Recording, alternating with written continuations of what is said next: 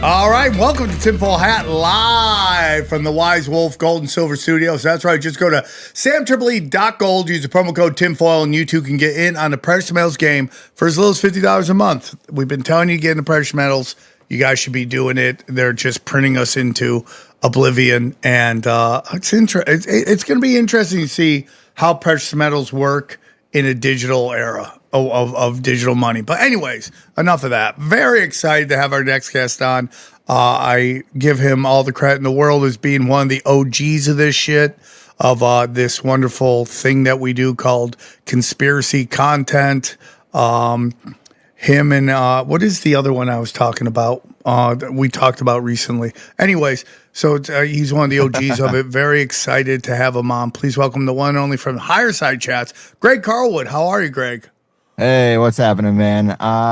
6 out of 10. How are you? Yeah, hey, dude, 6 out of 10 ain't bad, doc. Yeah, 6 out of 10 ain't bad. With a worldly perspective, that is pretty true. Greg, for those who might live under a rock and not know who you are, can you tell us a little bit about yourself and where our listeners can find you? Well, I'm just a man whose intentions are good, and one of the question askers, as they say. But I've been doing a interview-based podcast in the conspiracy space since 2010, going on 16 years now. Wow. Doing podcasts about as long as anybody, and that's what I do. Who is HighersideChats.com. Who's the original VJ on MTV? What's his name? Adam Curry. Adam Curry Show. What is that called again? Sorry, Adam. No Agenda. No Agenda. You and No Agenda, the OGs, dude. Been doing this for a long ass time. Yeah, and especially in the conspiracy space, at the time, I was paying a lot of attention to Red Ice Radio and Alex Jones and Coast to Coast AM, and I thought Coast to Coast AM had way too many ads, and Alex Jones never let his guests talk. So I was like, if I just don't do those two things, I think I can do half as good as these guys. And Red Ice decided they were going to go alt-right. Like, they went from outside of, nonpartisan, totally thinking everything's corrupt, to we are an alt-right show. They say it in their intro, and it's like, okay, more for me then. And so then I was the only one for a little while, and now we're a dime a dozen. So let me ask you something. Was that a terrestrial radio that you were on, and then you started your own podcast, or was that a podcast network you were on, and then you said, I'm just going to go do my own thing? No, I mean, I've never done a network. I've always it's just been me and a microphone, and I've been through some occasional co-hosts, but no one had the real dedication, so everybody fell off, and they fell off before I made money, thank God. And then so no one could say I owe them anything, so well, I get the whole bag. That's why I've indentured service. They're slaves to the show. I mean, it's a crazy journey, because I'm sure what you were talking about at the beginning of what could be coming is here. And it's crazy. It's crazy. It is. And I actually remember, I think the first time I was on your show was 2016 or 2015. It was during the first Trump running election cycle. And I remember we were talking about it, and just the prospect that Trump was courting for the first time ever the conspiracy-minded person. I mean, that had never really happened in an election, and we were speculating on how it would go and how it could end up changing the culture. And man, now we're on the other side of that, and it's just like insane. But I miss the old days of conspiracy where you'd go to a conference, and it's really just a fringe counterculture of people who are in it for the love of the truth and curiosity. And it's sponsored by like a crystal company and a guy who makes copper pyramids, and everybody's selling their DVDs. And now it's just like, now it is like, I guess it's just a genre of podcasting. And if you don't know what to do, you can either start a comedy podcast or a conspiracy podcast or both. But it just seems like now, with the way the internet is all about just eyeballs and the attention economy, you'll have people that are putting out stuff like, what's the big conspiracy behind trees? And it's like, none of this is actionable anymore. It used to kind of, I don't know, it used to feel like it meant something and went a little deeper. And now it's like, what's the most wild idea you have, rather than what is the core truth of a thing? If that makes sense. I mean, I'm in December, the show will be 10 years old, and to be honest with you, you were the first of, I would say, real guests we had. Okay, and what I mean by that is like the show started as I just wanted to talk comedians about conspiracies. And then we had this off the grid Ryan guy who's a good friend of mine. I haven't heard from him in years. I don't know where he is or what he's doing, and I hope he's okay and happy. But I go, hey man, you help me book this thing. So he started booking, and you were because Joey Diaz would come on, and one of the big first shows was Duncan Trussell and Doug Stanhope. So it was like talking conspiracies with comedians, and then you came on, and it kind of kick-started the show into something a little more serious, which is now it is. It's like news for people, and we do say we are the training wheels. I say it all the time. The training wheels that get to your guys' shows or no agenda shows. The shallow end of the pool. I always say it's like what's really funny is I had a similar start. I didn't know how to do it, and I was talking to local San Diego comics about conspiracy, and I had Duncan on, and I had Joey Diaz on, and Ari. I interviewed Ari Shafir in my car in the parking lot of the La Jolla Comedy Store with my laptop on the dashboard. And that's how guerrilla we were back then. And that's how I started. And then when I got Michael Tessarion, I was like, oh, now here is some meat. And I just was like, instead of talking to people who are funny about stuff they don't really know anything about, why don't I just forget the funny part and talk to the people directly who have the information? And yeah, it's been great, but very similar start. Yeah, it's how it starts one thing and ends another way is always interesting. You've been doing it since when did you say 2010? Yeah. I think we'll look back, those who are blessed enough to live through it, how wild and amazing around 2015 was. Like the internet was just amazing, and everyone was, Hillary hadn't run yet. Well, she's running, and she hadn't gotten kneecapped by the internet. And her just push to kind of bring in censorship, or maybe that was always the plan. But, like in 2015, you could find any doc you wanted on YouTube, and, podcasts were everywhere. Reddit was pure fire. The conspiracy Reddit was pure fire, dude. Yes. And then the lizards came in and they shut everything down. And I know that everyone thinks, and I don't know about you, Greg, I'm going to be honest with you. I go and I look at like your earlier shows, and this is very much about tinfoil hat as well. You can't find them because I took them all down in this hopes of saving this channel. But I look back at some of your old episodes and the numbers you were getting on that and the numbers you're getting now. And your numbers are great. That's not me saying you're not doing well. You're doing great. But it's just like, we're talking like hundreds of thousands of views.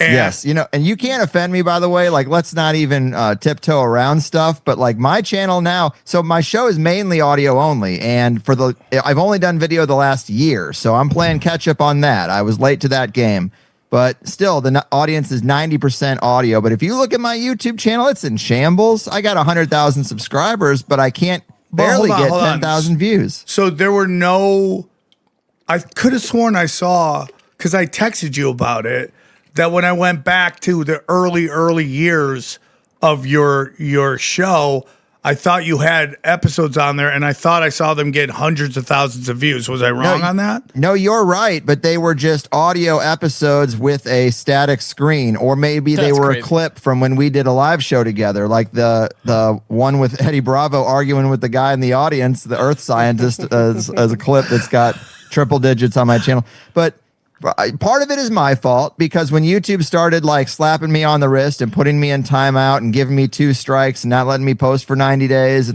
like it became really hard to be consistent.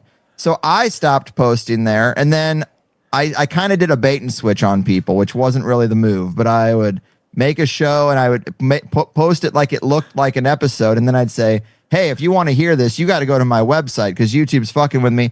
So people would click it, probably got pissed. And then I stopped posting there for several years. Now that I'm doing video, I'm trying to get it back. So part of it is my fault, but it only happened because of the censorship. If they would have never fucked with me, I would have never done anything. But now I think, yeah, it's probably algorithmically suppressed and all that. And for sure. It's fine. We do what we do. It's why I've always maintained my own website and encouraged people to go there specifically, because no one can really knock on wood, get to me there. Obviously, we have pain points with our payment processors and this and that, but I just couldn't ever be in the YouTube ecosystem and consider it part of my reliable income. That was never going to work. But it seems like they've taken their foot off the censorship gas a little bit. I think that's because for new channels, but I think you probably fall into what my channel falls into, which is Tombstone algorithms, which is this understanding that, okay, we're going to let you guys talk because we lost so much traffic. We're going to let you do it. But you old guys, we remember what you did to us, and you're the reason we have to let these guys go. We're still going to pound the fuck out of you and let all these shiny object shows go. And I'm happy they're going. This is not player hating. I never player hate. If I'm jealous, it's because I wish I was with you, not that it wasn't happening to you. I would love to be up there with you. I'm happy when anybody fucking makes it. But, it's just like it's so obvious what is happening. And they're letting the new guys roam and bring in new people. It's like what Netflix is doing with my friends in the Joe Rogan sphere, whatever they want to call it. They're letting them back on Netflix because they want them to bring back an audience that they left. Their numbers were going down, and they wanted to be like, look, we're letting Tony Hinchcliffe roast Chelsea Handler and all this shit. So, it's all done. That's all done on purpose. They don't like us. They don't want to, and it just sucks because your show is one of the best shows, and it is one of the best information content out there. And I just was like, damn, dude, that fucking sucks. That fucking sucks. Yeah, it does. And I had Ice Age Farmer. He kind of went away for almost 2 years, and he came back. Christian Westbrook. He's using his regular name now, but he said something that resonated with me, where he said he sees an inverse relationship. Maybe it's a mechanism of the universe. The long arc of the moral universe tilts towards good, but it is a very long arc, as they say. And he thinks there's a relationship where the harder they squeeze us, the more people tend to wake up. And you can look at YouTube. YouTube squeezed, and then what happened? Odyssey and Rumble popped up. And now they have to contend with that. Now, they're not real competitors to YouTube, and there's a lot of flaws with that, but it's still something. So, if they do another clamp down like that, because it was kind of like just during the COVID years, a 5-year period of clamp down, and then it kind of went away. And now I feel like now it's, as you say, we're in a bucket of algorithmic suppression, but other people can do controversial shows that are really covering the same material. But I think they realize that if we become known as a place that's too censorship forward, we create our own competition when we really don't need to do that. Yeah. I think Rumble's very interesting. We have some buddies who work over there that we love very much. And I was telling this to Johnny on another show. I don't know which it was, but the CIA is very much behind YouTube and who they blow up, who they don't blow up. Well, Rumble has Palantir. And, Peter Thiel and Palantir. And I don't like Peter Thiel. I do love the all drugs are good Olympics. I think that's fucking great. Let them do as much drugs as they want. Let's see how good they could get. But I wonder if YouTube is in trouble because they're backed by an old mechanism, the CIA. If they're gonna need the CIA when they have Palantir being able to watch every camera and everything there, and then now Rumble has Palantir behind them. I do think that could be an interesting play. I think Rumble's. When did that merge happen? Or has it always happened? Peter Thiel. Oh, he's always owned is behind Rumble, and Peter Thiel is Palantir. Okay. And once they kind of take over, if they do take over, and again. If they were winning all the time, we would have barcodes on our heads. We'd all be in 50-minute cities, and we'd be getting vaccines every week. So I'm less black pilled about that. I have black pill moments for sure, but I definitely think that there's still a chance. I think humanity will only go so far when they try to push us into even more absurd that people go, whoa, that's a little too much. We'll see what happens, right? With these AI data centers, there seems to be a big push. Now the Homeland Security is labeling anybody anti-data center as a terrorist. What? Have you guys seen that? Like, that's fucking nuts. Yeah, it's going to be bad. You know, the crazy thing, I mentioned Ice Age Farmer, and he kind of, maybe he was a little bit overselling the shortages that he expected to see during COVID, because that was his big thing that he got attention for, is the supply chain's disrupted. You know, you expect massive shortages, and maybe it didn't really happen here, but from a global perspective, it did happen in places that are less fortunate than the good old US of A. And a lot of people, the advice at the time was, go get your food from a local farmer, go get your meat from a local ranch, get outside of the conventional system and create a parallel economy. It's what Catherine Austin Fitts is always saying. And people have a weird psychology about, like, if it's not an absolute code red panic moment, they just fail to act. Yes. But what you can look at is the trend. So COVID didn't get us there. Well, look at everything that's going on, and it seems like chaos, but there's a lot of narrative cohesion between all these different sectors of life, all pushing towards the same kind of thing again, which will be energy rationing, tracking and tracing, massive data centers. Why do they need that? If you stopped the internet technology right now, I'd say it's pretty good.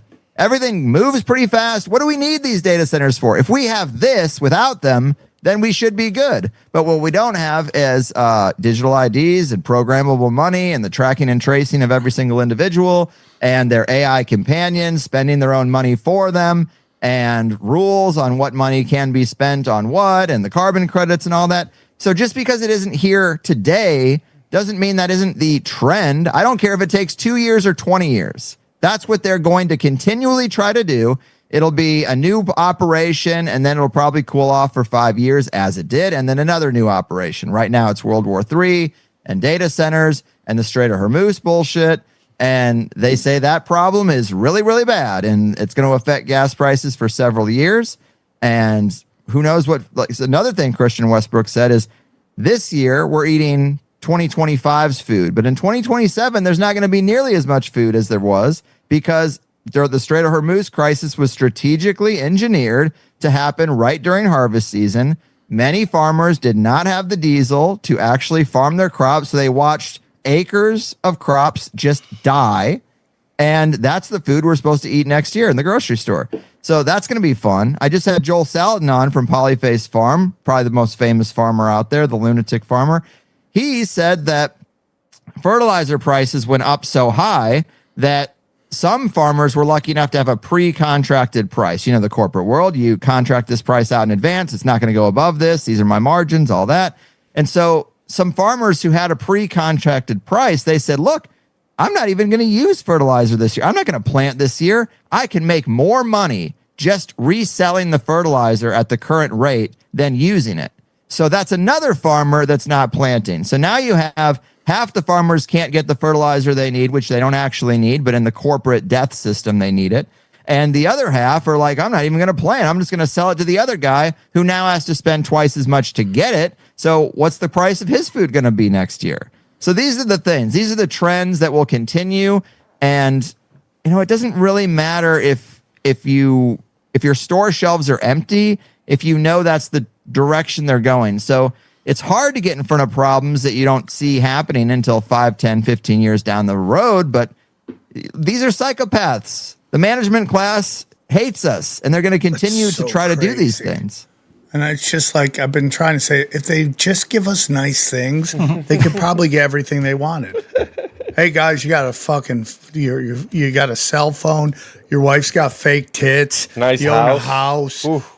Your porn is in 4K. You're fucking, you're making money. You got a 401k coming. Oh yeah, by the way, we're gonna track you everywhere. Everyone be like, I don't give a shit. I'm living comfortable. No cancer. Can you stop with the pesticides and all that? Yeah, even if they a did little that. extra of that. I mean, they could get literally everything they wanted, but it's just not their mindset. Their mindset is worshiping dark energy and dark arts and all that shit. Right. That's why I do think it's a spiritual thing. I've said a long time ago, these people are in their 80s and they're still going to work. To me, that's failure. That's absolute fucking failure. How much money can you have? Clearly, you're a slave to something else. Yes. It's something that you have made a deal with that will not let you off the hook. Maybe it's blood in, blood out, and you're in this mafia type deal, and that's how you got your privileged position. But it is very clear to me that just by the nature of their behavior, Bill Gates, does Bill Gates have as much freedom as I do? It doesn't seem like he does, because he has to constantly be doing this shit when he should just retire somewhere. Yeah, it's hilarious. His daughter's like, my friends won't talk to me anymore because of my dad. I'm like, oh, I'm sorry. They don't like Darth Vader. I'm sorry about that. Yeah. That sucks for you. Yeah, dude. I heard Billy Hitler had a tough time making friends too. Yeah, Billy. Sorry, bro. Yeah. All right, guys, real quick, I want to tell you about our good friends at Wolfpack Gold. That's right. WiseWolf, gold and silver. Listen, on almost every one of my shows, I'm telling you, precious metals is the best way to solidify your money. While they keep printing the money, your money gets worth less and less with precious metals. Dude, you lock in, okay? You lock it in. People have been buying precious metals since the beginning of time. It's currency since the beginning of time, guys. Let me tell you about WiseWolf Gold and Silver. If you're paying attention, you know that de-dollarization is real. Fiat is fake, and you don't want to be left holding the bag when the dollar collapses. Gold and silver has been money through all of recorded history and are an excellent way to protect yourself from inflation and geopolitical turmoil. That's why I trust my friends at WiseWolf Gold and Silver for all things precious metal. Veteran-owned and an A+ rating by the Better Business Bureau. No transaction is too big or too small, and you can even roll over your 401k or IRA into physical gold and silver. And if you think you can't afford precious metals, think again. With the Wolfpack monthly membership program, you can get gold and silver delivered directly to your door for as little as $50 a month. WiseWolf Gold and Silver also deals in and accepts Bitcoin. So go to samtripoli.gold, promo code tinfoil at checkout to receive free constitutional silver. And remember, in the world of bulls and bears, be the wolf. Listen, here's important, especially the men. And when we start to lose it, we start to get a little weird. And that's why I love my friends at Hims. When thinning starts, it's not just your hair that takes a hit. It can change how you feel day in and day out. Hims makes it simple to take control of hair regrowth and personalized care that it fits your life. Hims offers convenient access to a range of prescription hair loss treatments with ingredients that work, as XG will attest, including chews, oral medication, serums, and sprays. They have doctor-trusted ingredients like finasteride and minoxidil that can stop further hair loss and regrow hair in as little as 3 to 6 months. You should not have to go out of your way to feel like yourself. Hims brings expert care straight to you with 100% online access to personalized treatment plans that put your goals first. Find the right hair regrowth treatment for you with flexible subscription options, access to 24/7 provider support, and once-a-day treatment options that fit your daily routine. Hims is there to get you back to your old self with simple 100% online access to trusted treatments for real health concerns, all in one place. So you think we're crazy? Let's take XG. XG, tell us about you and your head. Hims is actually a real game changer. Johnny's gonna put a picture of me. I'm not lying. I was losing hair. The hat wasn't doing no justice, and I just bought the topical. Used it literally like how I brush my teeth in the morning and at night. Little spray right before bed. I couldn't believe it. My girlfriend was like, "I don't want to hype you up, but your hair is looking a little better." And I didn't want to see a picture. I looked at it and I was so impressed. I sent it to Dana, and I just want to thank him because honestly, I was gonna be like, he went from bald. a crop circle to a full forest. For simple online access to personal and affordable care for hair loss, ED, weight loss, and more, visit hims.com/tinfoilhat. That's hims.com/tinfoilhat for your free online visit. hims.com/tinfoilhat. Featured products include compounded drug products, which the FDA does not approve or verify for safety, effectiveness, or quality. Prescription required. See website for full details, restrictions, and important safety info. Individual results may vary based on studies of topical and oral minoxidil and finasteride. And we thank them for sponsoring this show.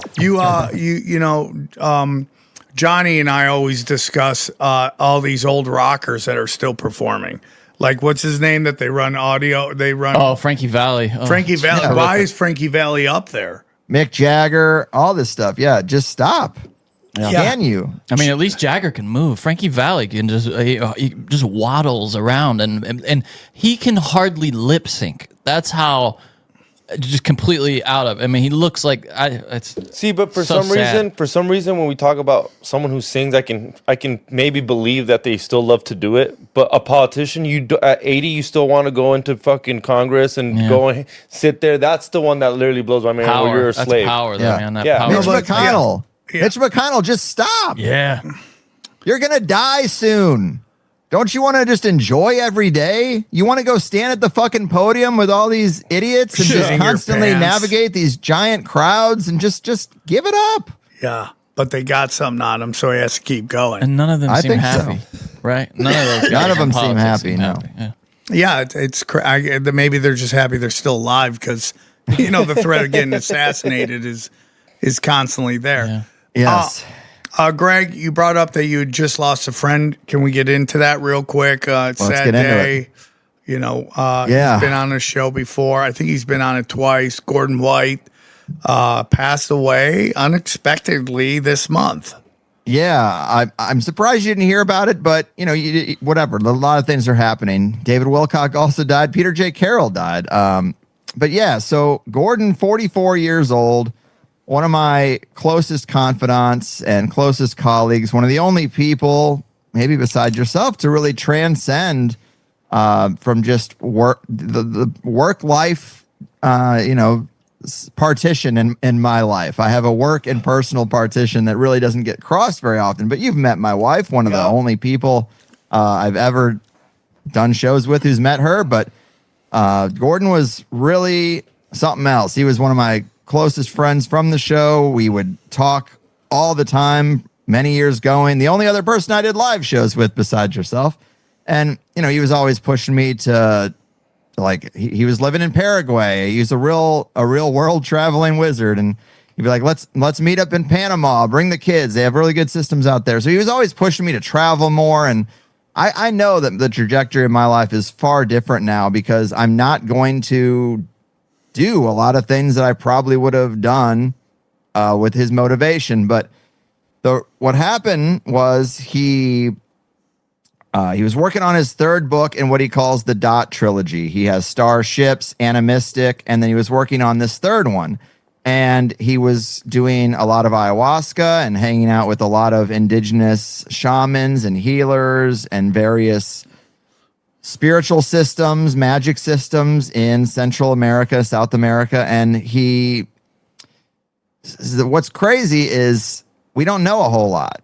Now, I know he had a heart problem during COVID. Some intuitive people sometimes take in people's pain as their own, and they say it has a real physiological effect on the body. So Gordon was hearing all these complaints and absorbing all this stuff about, like, his friend's kid is in the 6th grade and is now paranoid to take his mask off, even at home, wants to sleep in his mask. Like, all this heartbreaking shit that happened during COVID. Like, Gordon took a lot of this in and internalized it, and he developed this really bad heart problem. Like, again, he thinks they're connected. Who knows? But I do think there's a connection between emotions and obviously stress and cancer our for health. Sure. So he was in Australia, and lockdowns were really, really crazy in Australia. And eventually he did end up getting the Novavax because he asked his spirit team and he did his research, and he thought the Novavax was the one with the least amount of side effects. And he thought his body could handle it and that he could heal it magically on the other end.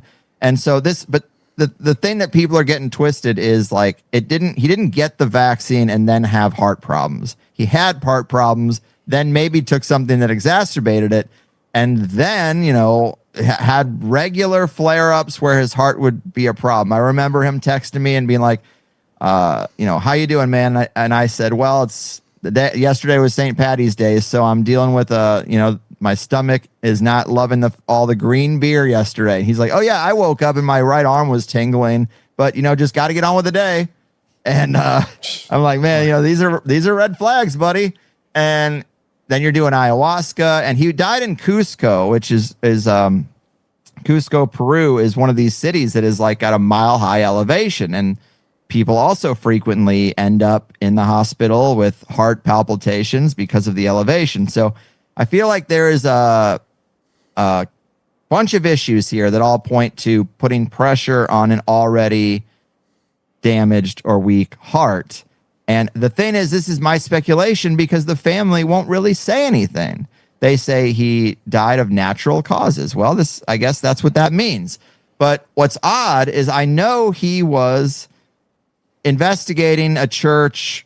San La Muerte was this like underground, you could say cult. Maybe cult is a bit too negative of a word, but what's the difference between a religion and a cult besides size, really? But this religion that worships San La Muerte, and that is basically the Mexican Grim Reaper. You know, the Virgin Mary. Muerte. Yeah, it's the Virgin Mary. Yeah. It's like the all of the Virgin Mary, La Santa Muerte. Yeah. This is different. So it's Santa Muerte is the female, but this is San La Muerte, which is the male figure, kind of a little lower on the hierarchy, but basically the Grim Reaper, a skeleton with a sickle and a hood. This is how it's always portrayed. So he's specifically looking into the death spirit, and his very last message to me was on May 6th. Apparently he died May 9th, May 9th of this month, and or of course we're still in May. But it was he was like, "Oh, I'm investigating this religion, and the head of this church said that my presence triggered a prophecy where the spirit said to them, 'One day a powerful foreigner will come, and on that day I will be done with you because he will help me spread the word of the church.'"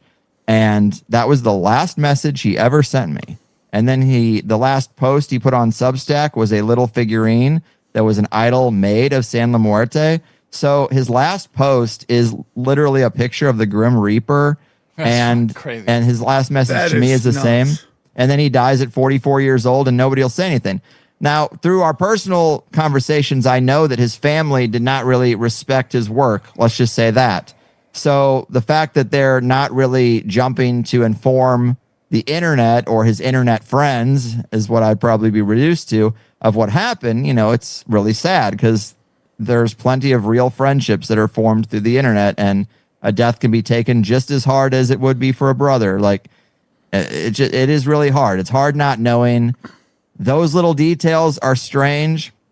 Another one, a weird synchronicity. So when I found out my dad died 2 years ago in May, also within like a week of Gordon's death to the anniversary, but when I got the call that my dad had passed, I was wearing a shirt that I had bought, a t-shirt that says "Content Not Available." Just a stupid, goofy shirt I bought kind of to make light of the fact that we're always getting canceled and shows removed and stuff. So, you know, the classic "Content Not Available."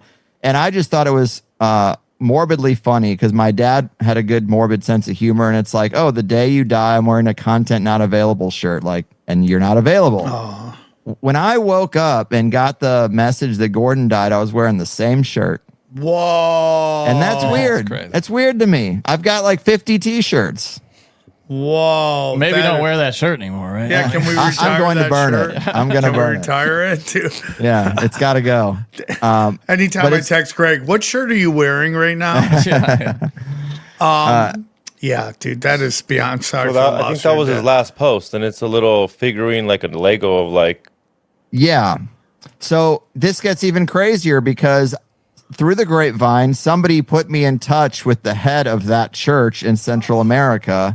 Wow. And I've been talking to her through a translator, and she made that figurine for him. And she said that Gordon was pretty skilled at communicating with the spirit that she communicates as her basic like spirit liaison. And usually you talk to these spirits through an idol. Like I've done shows about the ancient Greeks, and the reason they had all these Greek statues is because a lot of time they could be anchors for spirits. Like a spirit could attach to it and then communicate through it. And there's some weird relationship between aesthetics and proportion and the ability for a spirit to attach, like a talisman. So this was a little miniature talisman that Gordon was supposed to use to facilitate the communication. And it was apparently working. And I don't know. When I talked to her, she also said natural causes. Now, there's other people in the spiritual community who think that there could have been jealous shamans in the indigenous jungle who didn't like this guy coming around.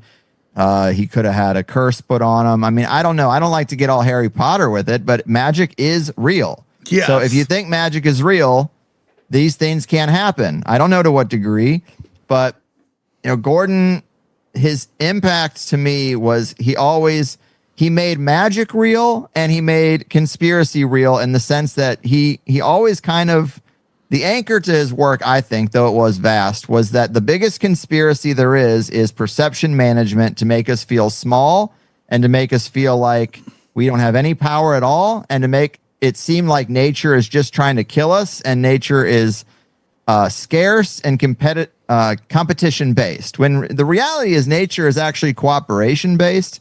Nature's best model is duplication through repetition, and it's not the bleak reality that it's presented with. But to get us to believe that it is, you had to put us in these cities.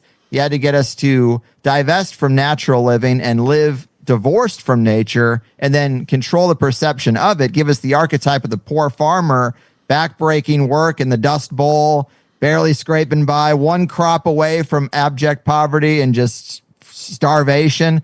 It's not really like that. You plant an apple tree today, and in 5 years, you got a supply of apples for the rest of your fucking life. That's nature. But we don't do that anymore. Most people have never planted a tree, never planted a fruit tree in their life. Maybe no one in their family's planted a fruit tree. It's interesting because that's how we're supposed to live. So Gordon, in a lot of ways, I think his attitude was always that magic is dangerous. Teaching and studying magic is a dangerous act. And it doesn't seem dangerous today because the perception management has been so successful as to consider magic silly. So they just ignore it now.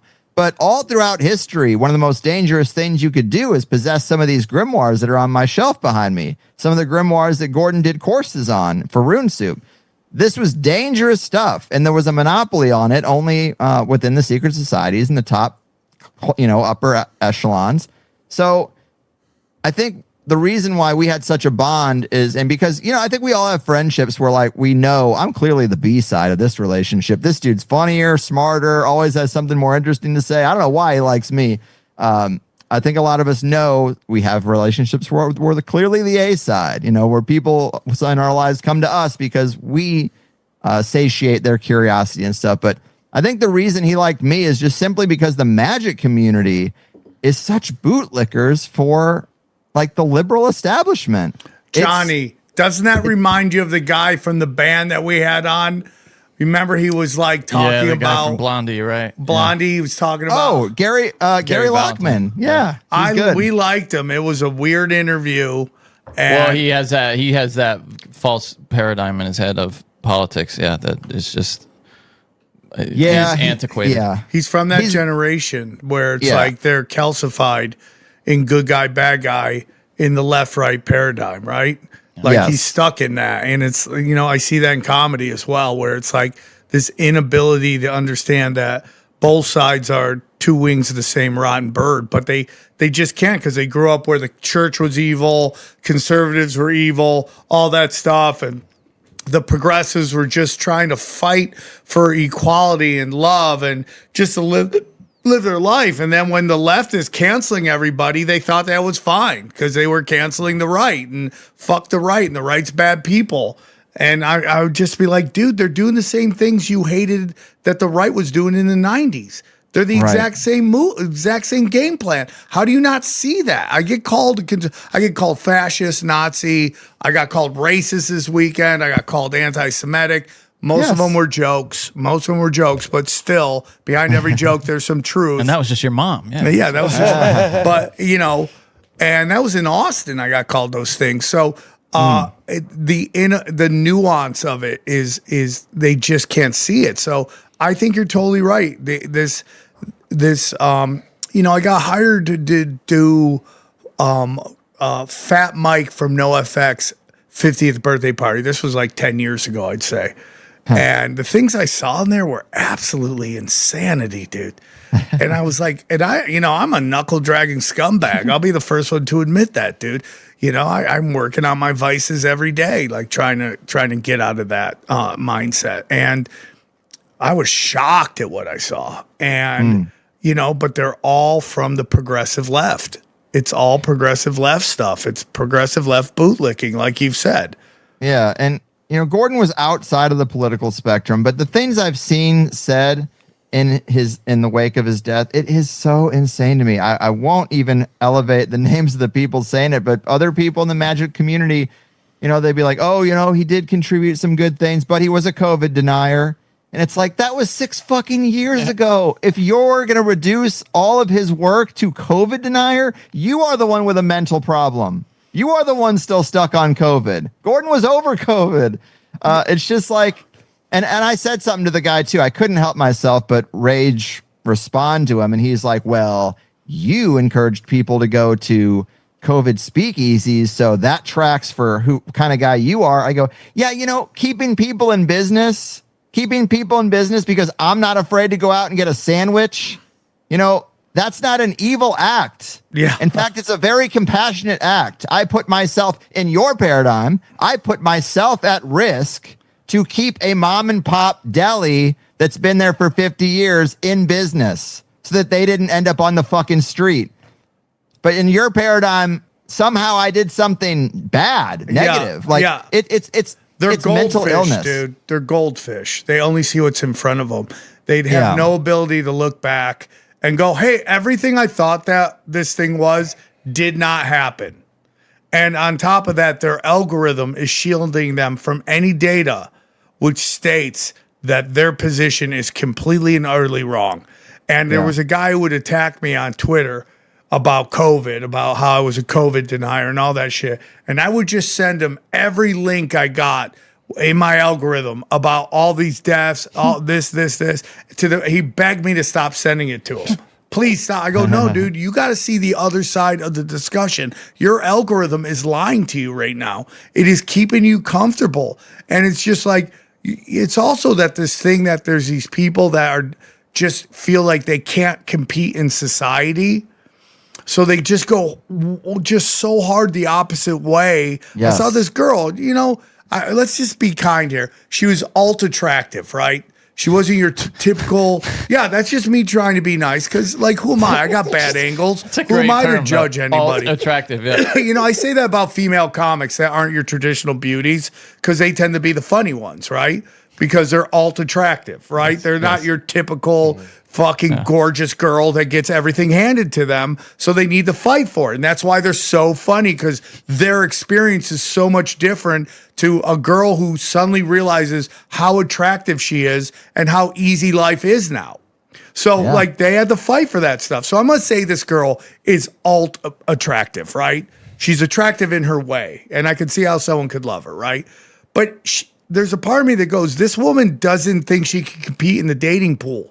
So what she's doing is she's going so hard the other way to get the ugliest haircut she can, the ugliest look she can. So she go, I don't even want to date you. And it's just really weird that the people that are still holding on to COVID, no matter how much information's out, they just can't. I saw a guy at the airport the other day. He was in a mask and his little 3 or 4-year-old boy was in a mask. And to me, that's child abuse. It is. And I can't say anything because that's their life, dude. But to be stuck in that, I'm still wearing a mask after Fauci basically said it doesn't do anything is absolutely ridiculous to me.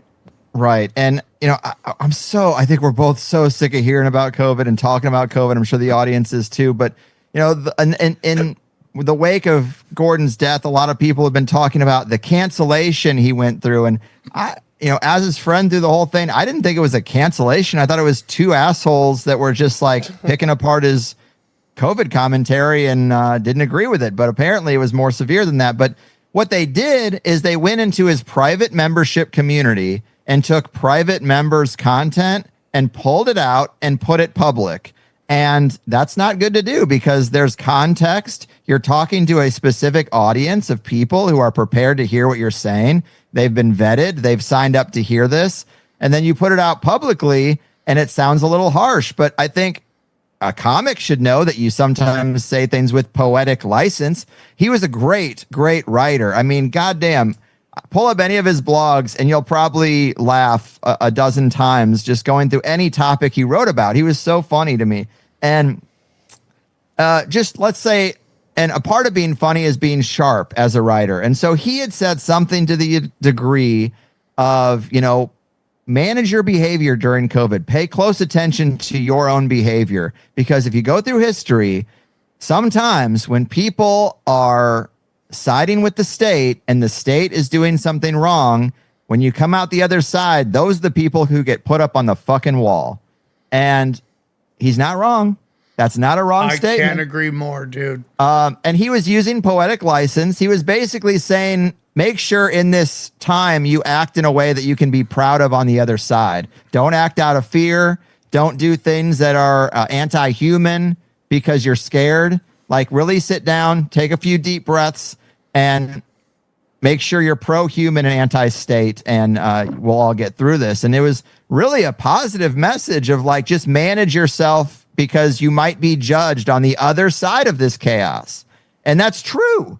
And so, of course, people who are bootlickers for Fauci and the whole COVID narrative, they look at this like, Gordon said he wanted to shoot people. It's like, you fucking idiot. Do you not know what poetic license is? Do you not know the context of history? So I just hate that so much of it was that, because what I kind of, if we're going to talk about him, what I should say is he took old grimoires and old schools of magic and he recontextualized them for a modern digital audience like no one on earth. I mean, I wrote this down before we get on here, and I don't know what's going to happen to Rune Soup. But if you were a member of Rune Soup, he has a Foundations of Magic course, which is already like 10 hours to get you up to date on the foundations. Then he has elemental magic, prayer, time magic, grimoires, saints, angel magic, ancestors and the dead, the Greek magical papyri, tarot, journeying, UFOs, fairies, and psi, wealth magic, the I Ching, the three-body solution, playing card divination, energy healing, protecting and curses, dimensional magic, terrain theory, place magic, road opening, and working the Psalms, and I think there's more. And every one of those is a full academic college-level course that's going to take you a week to complete. This is a treasure trove of information that in most other time periods could get you killed. And he was a real G. And I just hate to see people in the magic community say, oh, well, he was a COVID denier, so none of that matters. It's like, go fuck yourself. Do half that work.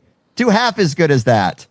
Obviously I'm getting all fired up here, but he saw prayer and meditation and a lot of these things as technologies of consciousness, and they're right there, available to any of us. Most of us don't engage with them because we just think they probably won't work because that's how we've been conditioned. Yet we know scrolling in our phone 8 hours a day does make us dumber, does hijack our pleasure centers, does make us ADHD. Screen-induced autism is a thing in children. So, how you spend your time matters. And that's, I think, the heart of what he was trying to say with that statement during COVID times. And I don't know if this is even going to be available to the internet in 30 days. I hope so, because he did a lot of work. What? It's his legacy. Rune Soup? Rune Soup. Like, runes is a type of magic. It's the Nordic thing. How do you spell it? Rune. Rune Soup. SOUP. Rune Soup. So. It's so interesting. I am not anything special, but there's something I've learned about people, in particular, the quote unquote outlaws.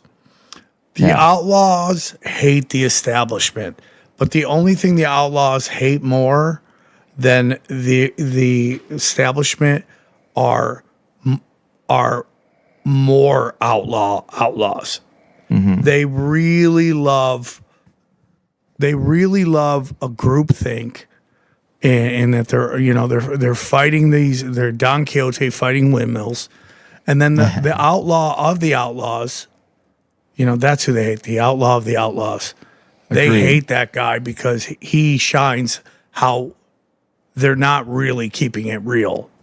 Yes. Hey guys, real quick, are you a man? Are you like me, a really manly man that doesn't always have all the manly skills? Meaning you can't fix stuff easy, or you can't lift everything. Well, let me tell you, if you need help in those departments, there's no better place to go than our good friends at TaskRabbit. TaskRabbit connects you with skilled taskers in your area for moving, furniture assembly, home repairs, yard work, mounting, and more. You can search for a tasker based on cost, skill set, availability, and past client reviews, so you know exactly who's showing up and can have confidence that they know what they're doing. Because taskers have assembled over 3.4 million pieces of furniture, completed 700,000 home repairs, and handled 1.5 million moves and counting. You can trust them. That's numbies, dude. That's putting up some serious numbies. Guys, I've said this before. I'll say it again. I went in my old place. I needed something fixed. I couldn't figure it out. I used TaskRabbit, and the guy came over and fixed it easy peasy really quickly. And I can't thank him enough. That's how easy TaskRabbit is to use. I've used them a ton of times to move heavy stuff like across town or something I bought on Craigslist that I couldn't figure out how to transport. They're tremendous for all that. When life happens, your to-do list grows. Get ahead of it now and get $15 off your first task at TaskRabbit.com or on the TaskRabbit app using promo code TINFOIL. Taskers book up fast, especially up for same-day tasks. So book trusted home help today. That's $15 off your first task using promo code TINFOIL with TaskRabbit, the TaskRabbit app, or at TaskRabbit.com. And we thank them for sponsoring the show. Hey guys, real quick, Father's Day is coming up, and I can't tell you how much I love my dad. This is a real story. My last day working at a gas station before I went to UNLV in 91, I finished my deposit with the bank money. I went home. Then I was about to take off. The next day, a sheriff comes to my house and says I stole all this money. And I go, I didn't steal any money. And so we had to go down. We had to talk to the gas station, and my dad came. And my dad just started grilling this guy, grilling the manager, the district manager of the gas station. And it basically turned out that the guy who said I stole was actually the one stealing. Because my dad noticed that all the write-ups were all written on the same day. The guy wasn't even smart enough to put another date. So my dad knows that, got me out of it, and I left. So I love my dad. I everything about my father. I would love to have something that would, remember him, Johnny. Yeah. That's why I want to tell you about our good friends at Storyworth, okay? It's a really great idea. Most Father's Day gifts end up in the drawer. Storyworth doesn't. It gives your dad a year-long experience and gives your family a book full of stories he'd probably never think to tell his own son. That's awesome, okay? Each week, Storyworth sends him a question about his life. He responds however he wants, writing back over email or web, voice recording, or new this year, a guided phone call, no apps, logins, or tech hassles. Storyworth meets him where he is so he can focus on the joy of remembering and reflecting. Oh, this is awesome. You can even help pick the questions. Choose pre-written questions, write your own, or let Storyworth create personalized questions based on his life. You get each story as he tells it, and after a year, Storyworth compiles everything, his words, his photos, his life, into a beautiful handbook. Families have used Storyworth to create over 1 million books, dude. Wow, that's awesome. And more than 50,000 five-star reviews agree it will be a treasure for your family will love. New this year, Storyworth's Unlimited plan, but buy it once and you can give Storyworth memoirs to your friends and family all year. Plus, it comes with all their newest features and multiple full-color book copies. This year, give Dad a gift that captures who he really is before the story gets harder and harder to remember. Father's Day is Sunday, June 21st. Order right now and save up to $20 at storyworth.com/tinfoil. Save up to $20 at storyworth.com/tinfoil. Storyworth.com/tinfoil. And we thank them so much for sponsoring the show. I love this idea. It's great. And let me hop in here because you just pulled up his website and it jogged a memory of mine.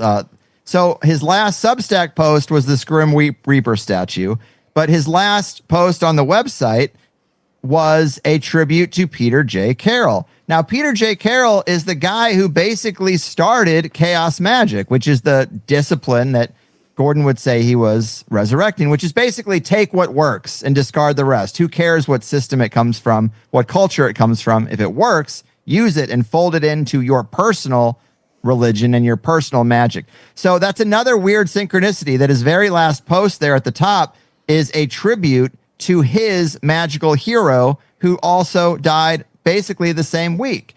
And there's not really much of a conspiracy to Gordon's death, I don't think, but I was on with Miguel Connor of Aeon Byte, and he brought up Miguel is great at thinking in spiritual terms and thinking about the Archons and thinking about how there are forces in the spiritual plane that do affect things here.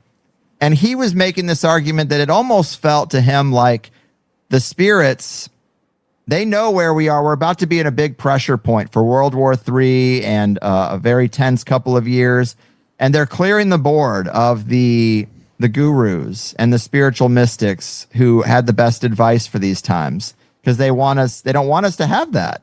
So is it possible that an Archon or some kind of demonic entity leaned on Gordon's heart and it caused him to have a heart attack and it appears as natural causes because we can only see the effects of the physical?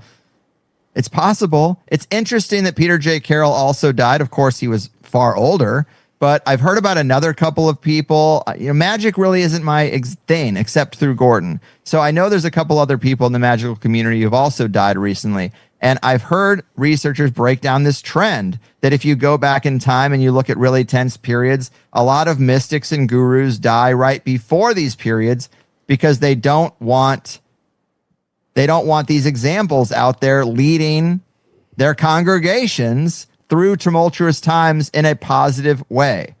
Yes. I don't know if that's true, but I do find it to be a little interesting. I don't know what the psyop is with these dead scientists and anti-gravitational stuff. I don't know exactly what that is, but man, if they learned anything from COVID, it's like you got to get rid of anybody that can explain it to the masses so they don't follow the psyop of what is coming.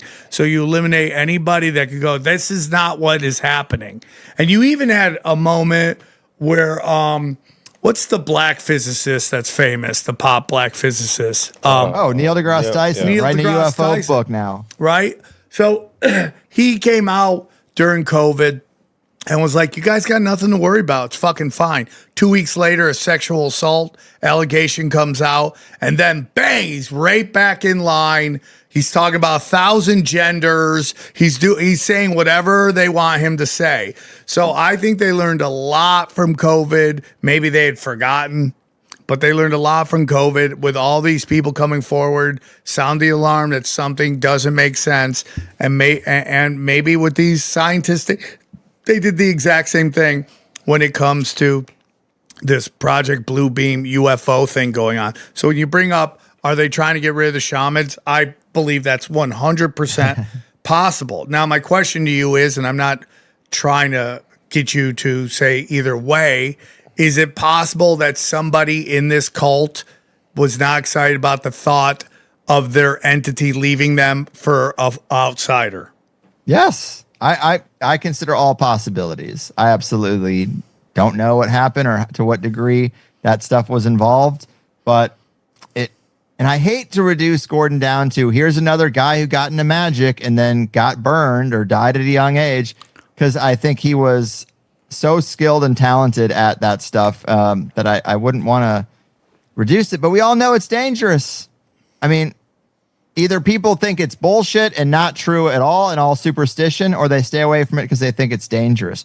But I think Gordon's biggest legacy was his sigil magic stuff. And sigil magic, anyone can do without involving any spirits at all. It's really just affecting your own subconscious with an imprint of your own desire. And I mean, I guess people know what sigils are, I think, but you reduce you make a sigil statement of what you want. I might say, I want 10,000 new paid subscribers by the end of the year. Obviously lofty, but whatever you want to say. For the stars here. And you go through there's a process to reduce that down to a symbol. But then what Gordon added to it is he added the shoal and the robofish principles, where they discovered in the lab that if you made a robotic fish and you put it in with regular fish, they will follow the robot because the robot seems confident. And really, confidence can get a lot of things done. So what Gordon said is he would say, a shoal is like a school of fish. He would say, shoal your sigils. Don't make one, make 5 or 10 sigils, and make some of them things that will definitely come true. I will have sausage and eggs tomorrow morning. And you make that sigil right alongside, I want 10,000 paid subscribers, or I want that new job. Interesting. And you do these other ones. I'm going to take a shower tomorrow. And you make these sigils all together and you put them out, you meditate on them, you consecrate them, you go through his process. And the ones that you know are going to manifest help the other ones find the groove in which they become true and become part of your reality. Whoa, that's interesting. Yes. Wow. Yes. Now that is magic, and that is what the elite hope you never find out. We as a conspiracy show, we always talk about the elite and the magic they're doing, and it's very dark, but it's also powerful. The thing is, a lot of that magic is available to you and me and everyone listening, but it's never been taught to us. And we've always kind of dismissed it as silly. Instead of scrolling your fucking phone tonight, research sigil magic and get your life on track. I 100%, I've said this 1,000 times, but in Austin, getting called racist, getting called, anti-Semitic, and it's like, hey, dude, I'm not that guy. I don't think these tiny hats are in control. That's just not me. If you ask me who's in control, and I said it a long time ago on Joe Rogan when he invited me back on, it's sorcery. The sorcerers are running everything, and you can get in Kabbalah, you can get into Freemasonry, Jesuits, but it all meets in the same place eventually. They're all talking the same thing, and it's old, whether it's Babylonian or you can go even past that, old sorcery, old magic, manipulation of energy, and this is how they do it. Propaganda is sorcery. Yes. They're yes. just... We need good sorcerers, too. We need to make magicians out of everybody if we're going to get through the digital control grid plans they have for us. So, I know that you're not necessarily let me just say, organized religion guy. I don't know what your beliefs are. That's your opinion, what you're into. I often talk about on this show that there's this whole theory that mysticism, that manifestation is evil and it's dark and it's a trick by the devil. I don't necessarily believe that. I think it's manipulation of energy in an energy vortex that we live in. What is your thoughts on all that? Well, right. Gordon would say that magic is a probability enhancer. That's all it is, really. You know what another probability enhancer is? Filling out the application for the job you want. Sending your resume to a company is a probability enhancer that you will maybe get a call. Every action we do is basically just trying to make our lives as good as they can be. So what is making sigils? Why is that automatically evil? It's conveniently evil or projected and framed as evil by people who want to have power over us. It's conveniently framed as evil by the religious authorities. They would... go back in time. They would peel a man's skin off and hang him on a cross and burn him alive because he did magic, because magic is evil. Well, what's that? What is the action you just did? They would pour boiling water on a person because they had a book. Why? Because the book is powerful and they want a monopoly on that power. So I think that anyone telling you magic is evil probably doesn't know what it is. And I think a lot of these memes just run on fumes. Catholics think magic is evil. Okay, great. Well, what does magic mean to you? Is it talking directly to Baphomet, Or is it making a sigil? Is it meditation? Do you consider meditation magic? Because you can get yourself into the hypnagogic state between wake and sleep, and you can get ideas from the ether that might absolutely change your life. Most of the big inventors, where'd you get your ideas? Oh, it just came to me in a dream, or it came to me. Yeah. Is that evil? You know, where do any of our ideas come from?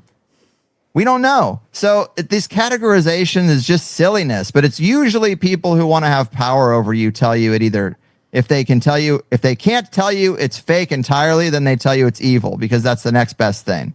Sure, it works, but it's also bad. Yeah. So I agree with that wholeheartedly. What they don't know, they demonize. There were a lot of Christian mystics back in the day. You know, if you look at the Cathars and a lot of the various sects that we now call Gnostics, you know, there were no Gnostics, but there's a lot of sects we lump in, which is kind of alt Christianity. But a lot of them were totally living in peace. They had purification rituals because they thought that if you meditated and you ate clean and you lived celibate, you could actually attune your higher self better. And it seems to work. There's people like, if you go to Diana Pasulka's stuff where she was highlighting these guys in NASA that she was working with, one of them said the exact same thing. I can't drink coffee. I don't drink alcohol because I get my ideas from something that the signal gets fuzzy when I consume these things. Well, what is our whole culture based on? Caffeine and alcohol. Funny how it works out. It's all to keep you feeling powerless and to break up the signal between you and your higher self or the higher realms or whatever's up there. And it's to make your magic broken. But any day we want, we can just switch it on by doing the work and learning about it and starting with meditation and prayer. There's scientific studies that show prayer is real. I'm not even Catholic. I am nothing. There's no word for what I am. I'm a hodgepodge. I'm a hodgepodge. There's no word for it. I could, explain each individual part, but I'm kind of I've never thought of myself, I'm not a magician, but I'm like a chaos religion person. I pull what works. Really, I look at what indigenous cultures outside of manipulated Western society, what the commonalities are amongst them, and I say that's probably it. People separated by thousands of miles with no communication whatsoever often arrive at similar conclusions. Spirits are real. You want to curry favor with the good ones to help protect you from the bad ones. Animals, like animism is a legitimate thing, which is basically that all animals, all things are conscious, and spirits can deliver omens and signs through the animals and plants. Like that kind of stuff. Isn't it interesting that so many cultures came to those conclusions, and then the religious Western powers came and killed them all? Yeah. The first thing they do is kill everybody, make them a new religion, and build them a school to teach them their new history and their new paradigm. That seems to be doing what they're doing to AI, huh? Yeah, the AI thing, I mean, it's going to be a mess. I'm more worried about the ticks in terms of things that are coming, that are happening now. AI, I can avoid. The ticks, I worry about that I can't avoid. All the trees on my property are getting cut below the neck. I can't have ticks falling on my head.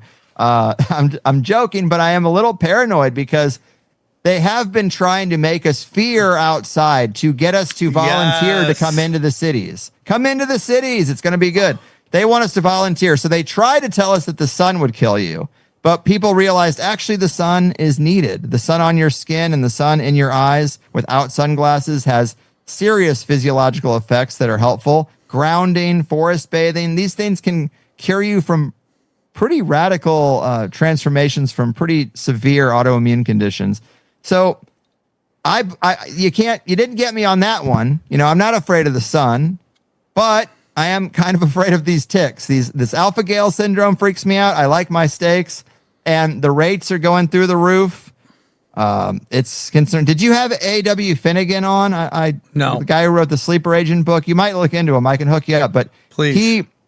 He has Lyme disease, and he went down the Lyme disease rabbit hole, and he wrote a book about the story of Dr. Erich Traub, who was a Nazi scientist who then, when Project Paperclip happened, we got some scientists and the Soviet Union got scientists. This guy went to the Soviet Union, but then ended up in the U.S. Naval Medical Research Institute of Bethesda, Maryland, and worked on Plum Island in Fort Detrick. And he's the one who basically created Lyme disease, and he's the one who released it in the Northeast. Because why? He doesn't give a fuck about America. He's a Nazi scientist who was working for the Soviet Union during the Cold War. So you're in the middle of the Cold War, and I don't know what idiot decided to invite a biological warfare expert from the Soviet Union to run a program here in the States when we're having a massive conflict with them. But a lot of people think, well, at least A.W. Finnegan thinks that was an attack, a covert biological attack to release ticks that had Lyme disease here in the States. And for a long time, the medical community said Lyme isn't real. That's just all in your head. Finally, they've admitted it's real. Funny, Pfizer's working on a Lyme disease vaccine right now. And now they're finally talking about it. And look online, these ticks are popping up everywhere. There are boxes of ticks being found in the woods by people. Flamethrow those things, dude. Yes. Literally flamethrow those things. There's farmers and ranchers going out in the woods and finding these boxes of ticks. And now if you look at because there's always a cover story, right? There's always an answer that, calms the conspiracy down. Well, the answer in this case is, those boxes aren't boxes of ticks dropped from airplanes. Those boxes are designed to be traps for animals to walk through them, and then they get doused with pesticides and the ticks die. It's like, okay, that might be a thing. That kind of a box might exist. But you know who knows the difference? Farmers and people who are out in the woods. Those kind of people know that stuff. And they're looking at this box, the shoebox of ticks, looks like it fell out of an airplane. And they're like, that's fucked up. How'd that get here? Yeah, and the question becomes, why do we put up with it? Is it just like they've soaked us in so many chemicals that we just have apathy to everything? It's simply that we all have to go to work tomorrow. Yeah, there is a predator class, and everyone's fighting with the people on their level, and it just blows me the fuck away. So, an interesting thing about Tinfoil Hat is that we've talked about so much stuff, so often. I don't know how many shows a week you put out. We'll put out 2, sometimes even 3. The question is, have you heard everything? And does that affect you that you've heard almost all of it? A little bit, yeah. Definitely sometimes I feel like, especially now, the only game in town is the technocracy digital control grid. Yes, that's happening. That's being built. It is kind of hard to get excited about things, but what's doing it for me, and I know this is repetitive of the last time I was here, but you got to look at what's actionable. Because knowledge without action is nothing. Might as well not know. So when it comes to who killed JFK, did the shot come from the front seat or the grassy knoll or the sewer below? It doesn't matter. When it comes to 9/11, I definitely think Dr. Judy Woods got it right. But if it was nanothermite, it doesn't matter. What matters is what you can do. And what you can do is you can recontextualize the programming that you've been given, that nature is not abundant and that you are powerless. Reverse those things. Start doing sigil magic, start meditating, start, as Gordon would say, affecting the field in positive ways. He believed that everything is energy and everything is an energy field. And you can have outsized impacts on the field by just being, armoring yourself up, doing your meditation, doing your grounding, these things. Prepare yourself to deal with a crisis better than everyone else, so that you can be that port in the storm when everyone in your life is freaking out. You can be like, hey, calm down. It's going to be okay. There's no eggs at the grocery store. Luckily, I got chickens 2 years ago. I'm drowning in eggs over here. You need compost to get your garden started. I've got it.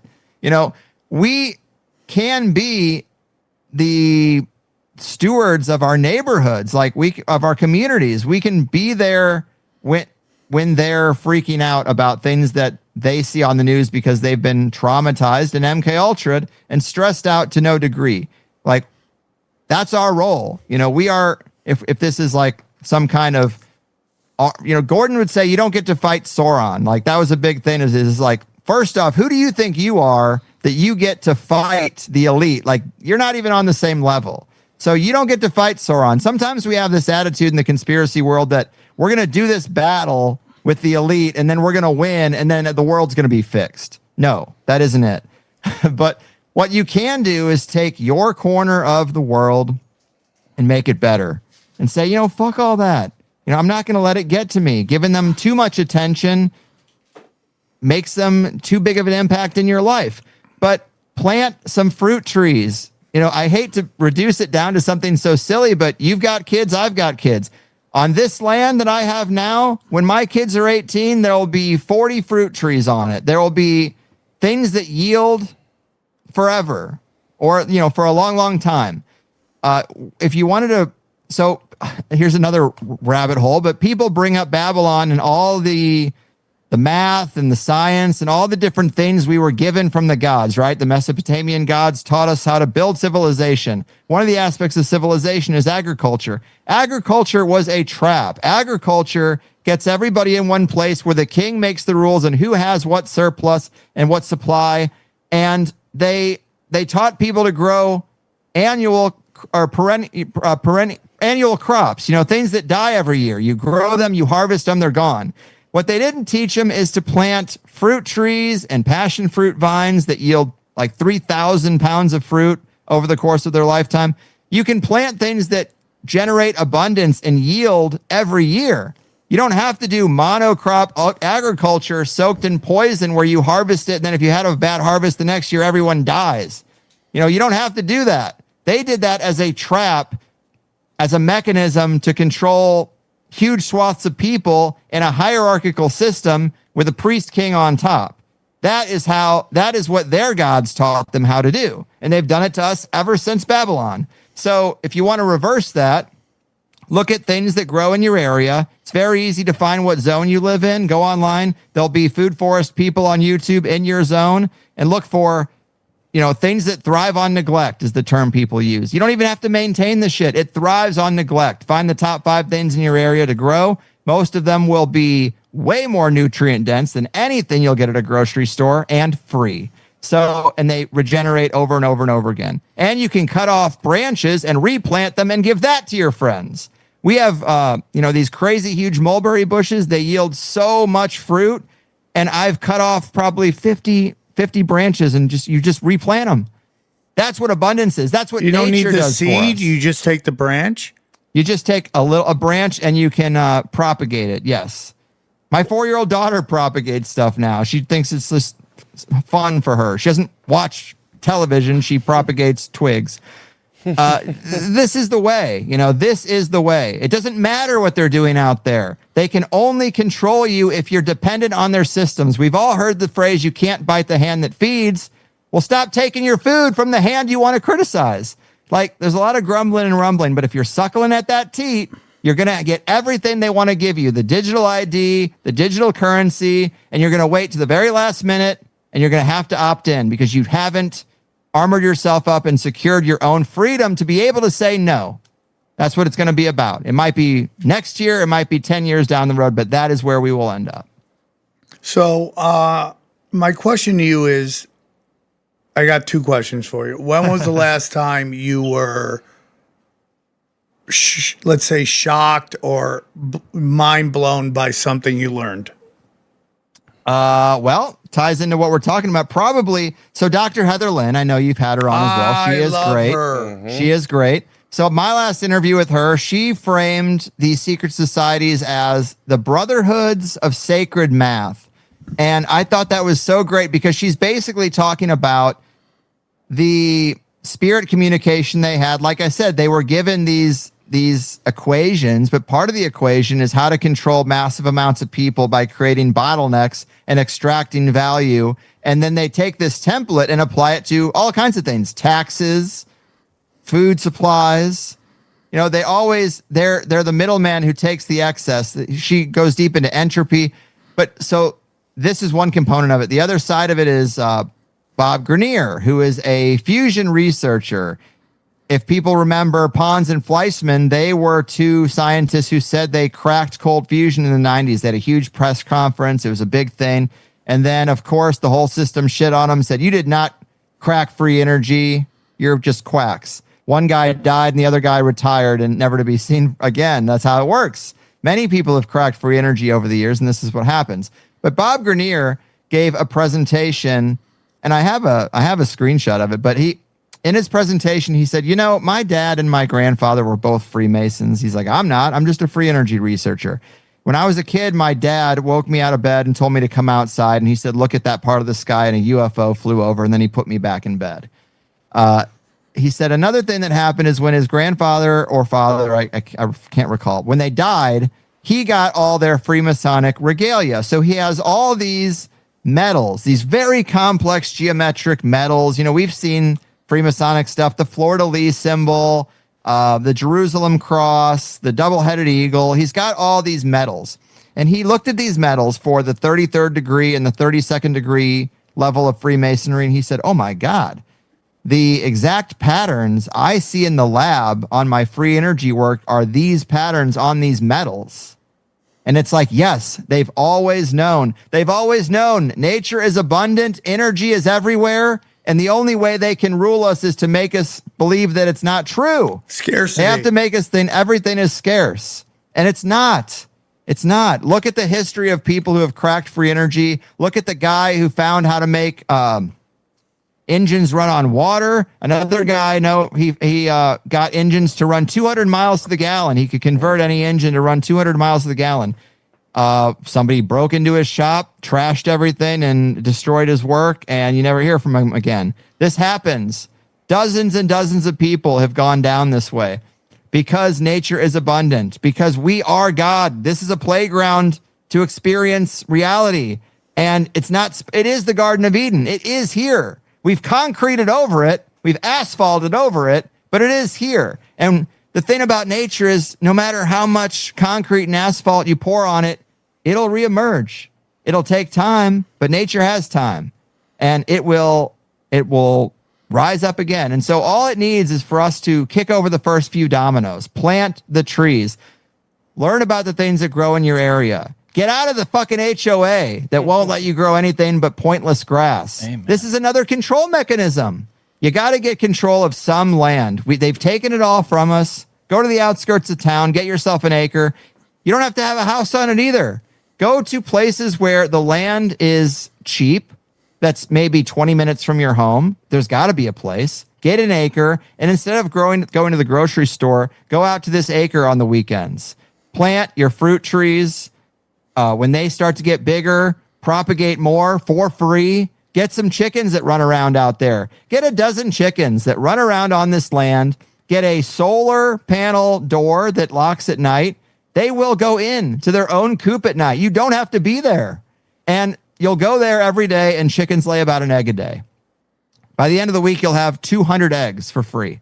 I mean, it is crazy how easy this stuff is, and they've robbed us of all of it. It's got me motivated and jazzed up because Gordon not only taught me about magic, but then he also became the head of like a permaculture group in Tasmania. And I was like, why is my wizard friend all worried about permaculture? This is pretty lame. This is not fun. Well, now I don't think it's lame. Now I think it is like, that is the magic. The magic is in nature. The magic is in grounding and meditation and prayer. We don't do any of this stuff. We just scroll on the fucking phones. So the last thing that really blew my mind to actually answer your question was that Bob Greenyer showed exactly that these symbols that lead to free energy, the patterns that lead to free energy, the frequencies are embedded in the regalia of the Freemasons because they always fucking knew. From Babylon, they've known. Are the Freemasons bad? Are some bad? I think every organization has good and bad people in it. Every single one. It has to, by the nature of any organization and the people that join it. I think there's a filtration mechanism where only the worst people get to the top, of course, and it's a drinking club for the rest of them. But the point is, if you're mad at them for what they've crafted around you, the best thing you can do is just engage with nature and start the abundance engine where you are and armor yourself up spiritually and mentally and practice magic in a safe way, whatever is safe to you. But sigils and prayer and manifestation and messing with the hypnagogic state, that's all very basic shit that It does not involve spirits as far as we know. There might be something going on there, but you don't have to summon Baphomet with a Ouija board to do magic. And remote viewing, they don't want us to know remote viewing is real because it's a threat to national security, because you can't guard any secrets if people know you can remote view anything anywhere, but you can. With a little bit of training, you can. 2 weeks training, you could probably remote view most things that you want to see. That's the secret, is how easy it is and how much work has been done to suppress it all. No risk. If you want to that, win, do you think there's risk to that remote viewing? I have heard that there is. I have heard some stories of people remote viewing and then they get caught doing it, and that other remote viewers that work for the bad guys catch them and see them, and then they have problems. But you don't have to remote view Area 51. You can do a lot of other stuff.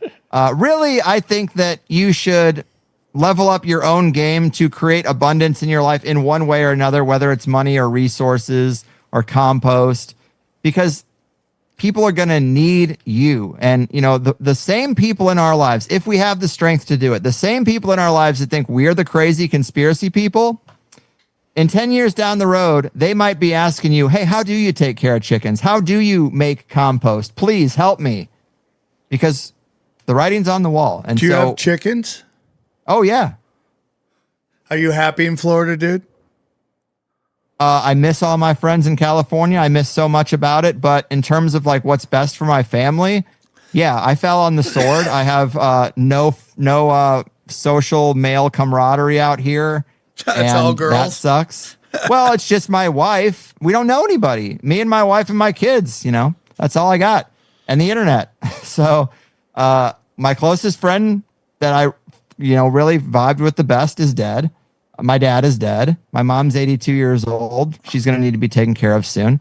But what I'm figuring out is that, when I moved here 2 years ago, I didn't know anything. And now I grow. The top 5 things I grow are super nutrient dense that you cannot buy in a grocery store. Most people have never heard of jabuticaba. It is a Brazilian grape that grows on the actual trunk, packed with vitamin C. Most people, you can't access a Barbados cherry anywhere. I don't know that you can buy a Barbados cherry in any grocery store, but it has more vitamin C than 2 oranges, and we grow that.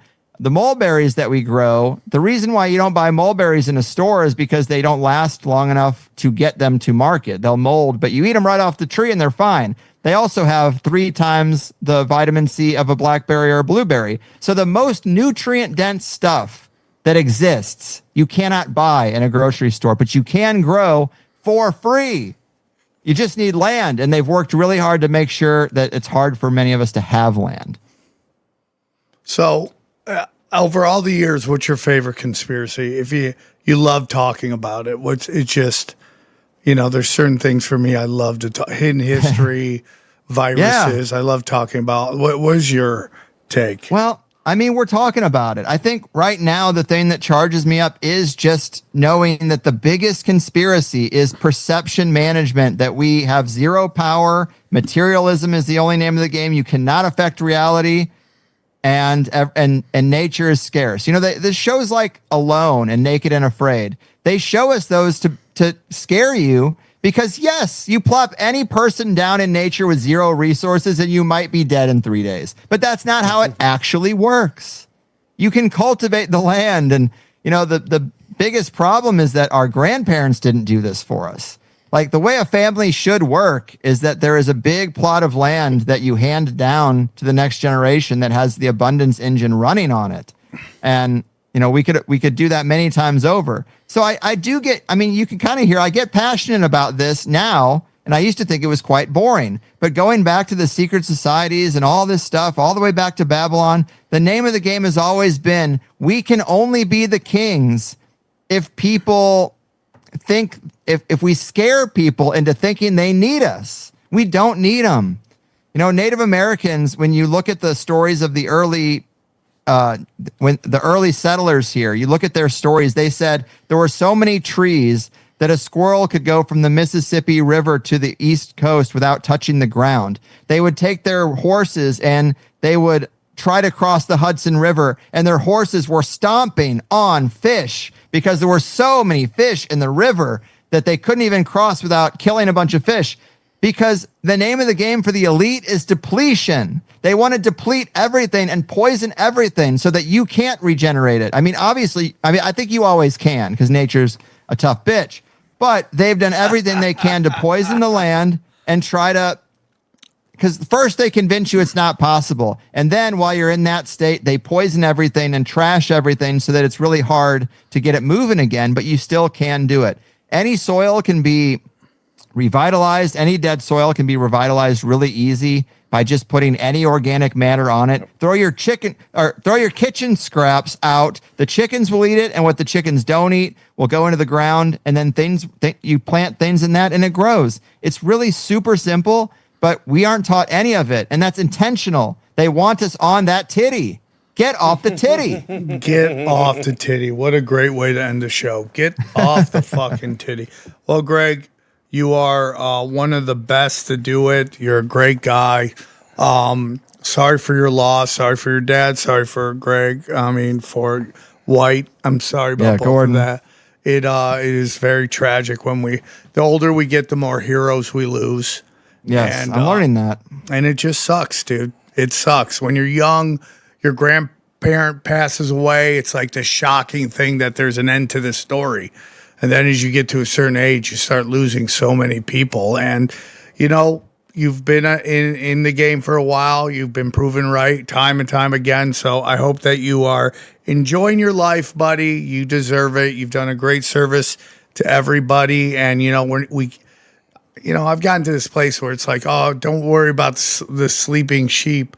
Don't wake up the sleeping lions. I'm like, I'm not even worried about the lions, dude. At this point, if you can't see what's going on and want to figure a way to get outside the system, and my story is crazy. I get hit up by everybody. Their life is out of control. And, and it's just like, dude, I got kicked out of Hollywood very early and created a system.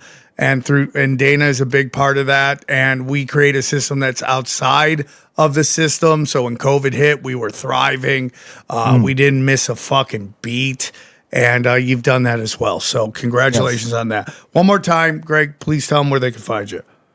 TheHighersideChats.com. And I could use a little boost on the YouTube channel. Watch a few shows there. Maybe you can get me out of the Tombstone algorithm, perhaps. I know it's daunting, but the website's where I like people to go, and anywhere you get your podcast. I mean, the thing about the website is I have it set up as like a Netflix style display where I actually have categories, so it's not just one big RSS list. You can actually find quite a few things. There's a magical toolbox set of shows there. There is a solutions-based set of shows. So you can get into the positive stuff because, yes, it's interesting to know what happened at Sandy Hook and this and that. But, PSYOPs are going to PSYOP, and it really is just another distraction to keep you from actually improving your life and rebuilding the world. That's what we ought to do. And next time you come to Tampa, dude, I'll show you around this place, and you'll see I'm cooking with gas out here, as you say. I would love that. I'm going to be out there for a festival soon, so I'd love to see you, buddy.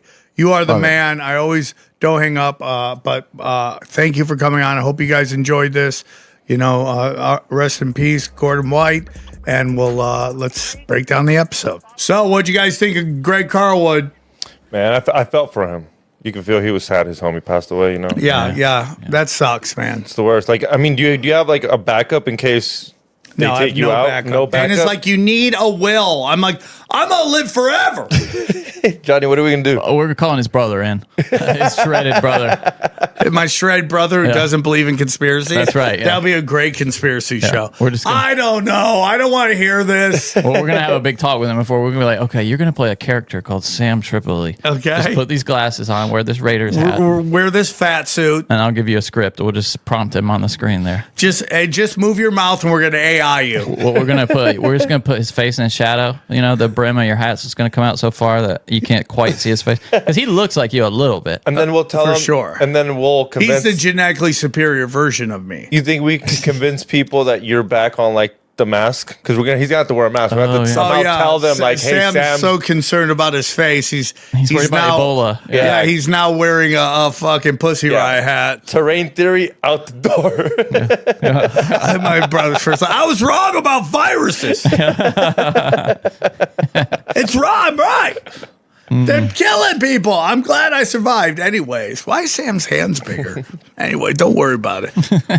Sam, you're great at bowling all of a sudden. It's amazing. Wow. Why is that, dude? How come you don't even look at your children? It's very weird. You don't hug them at all. Tell them you love them. It's very fucking weird. All your boyfriends have noted the increase in your dick. It's amazing. Wow. Whoa, Johnny just called my brother gay. Bah, bah, bah, bah, bah. Oh boy, he disappeared. That was a breakdown, Greg Carlwood episode. Greg is great. Yes, Obviously losing Gordon White is very hard. Brody was probably the closest of losing a friend that I had. That he was in your life and then he's gone. God, he was funny. And it's really hard. I remember when I found out I came home, I cried. Dana's like, I've never seen you cry before. Dude, you booked it. You left Pollyanna behind, and I like, Polly. Yeah, and I was there, and then the producer was like, "Did he just leave without his dog?" And then you went and handled your shit, and then obviously we hung out, and it was like, you guys can go watch the episode. We were literally live on the show. It's super sad, dude. Super sad, dude. It's hard to lose a friend. I didn't want to bring up the thing with Greg because there was that woman that was also dabbling in dark magic that passed, and like Greg somehow got caught up in it. I don't know. I don't know. It's like Liz Cronkite or something like that. I don't know what her name is. I forget what her name is. Will you look up Greg Carlwood Liz and see what comes up? But he had that situation, and she was dabbling in really dark magic, dude. She's like trying to summon spirits. You sure that's the name, Liz? Yeah, I think so. I don't see anything with that. Nothing? No, Liz, in fact. Let me see if I can force it to. It's something about like... Elizabeth? Liz Merritt? Is that someone? No. Yeah. Greg Carlwood. Liz Dye? Those are the only names. I can't remember the name. Elizabeth, possibly?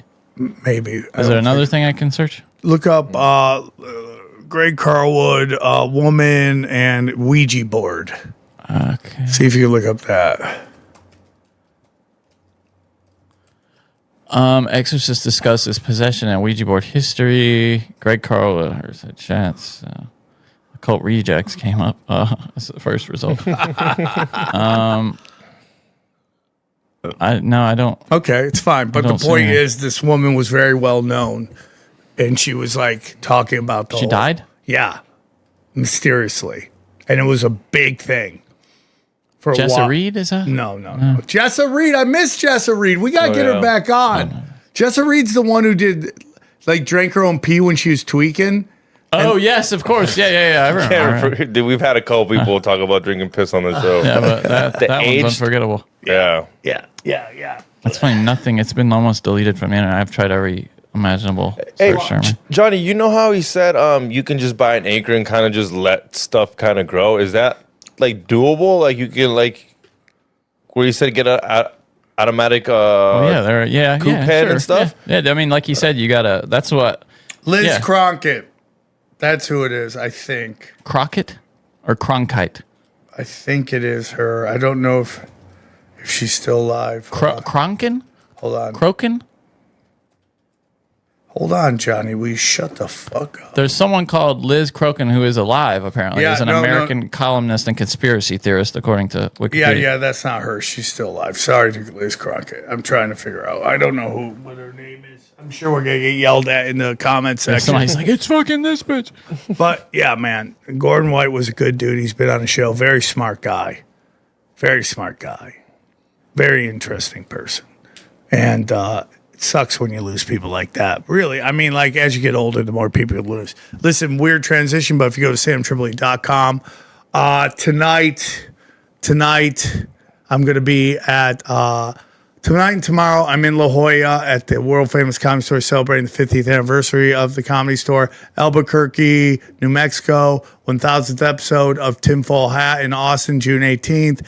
then Miami, then Joke World for in St. Petersburg for the Joke World Comedy Festival, then Lawrence, Kansas, Tulsa, Oklahoma, and then November 7th. I'm gonna get those dates up too. I'm gonna be at TrutherCon in Dallas, and then Skankfest for New Orleans, and then rounding out at the Mothership. So busy. Go to samtripoli.com. All this premium content with my amazing thumbnails. Trying to put up 3 a week, 3 a week, so you get more bang for your buck. Really deep dives. I decided I'm going to watch some of Gordon White's stuff on there, just to break it down and learn together with my listeners and fans. Cash Addies, talk about, Johnny. Yeah, it's a podcast that we host. We just did our worst episode ever. Congratulations to us, where we discuss retirement, finance, investing, and preparing for your future. And we have a boomer who can't run, doesn't know how to work a computer. Yeah. Does not know how to work a computer, but he is fucking amazing, and we love how he do. Yeah, and he this week gave a big tip on how to get into the SpaceX IPO. I could have gotten in that early. I should have done it. And I didn't. And I'm a stupid person. Don't off yourself. It's all right. Okay. And then go down, dying laughing. You can watch the doc. Chaos Twins, I'm dealing with Kickstarter right now. I'll get back to that. T-shirts. I got two new T-shirts getting made right now. Yep. I'm going to have a me on a throne that says Sam Tripoli was right. Oh, God. And then I have one of me as Tupac in the colors and says, I am the source. Your blackface? Because every time I go, no, it's going to be me as me, you fucking retard. Little haughty. Little holier than thou. Every time I go on the shows, they're like, so, what's the source? I'm the fucking source.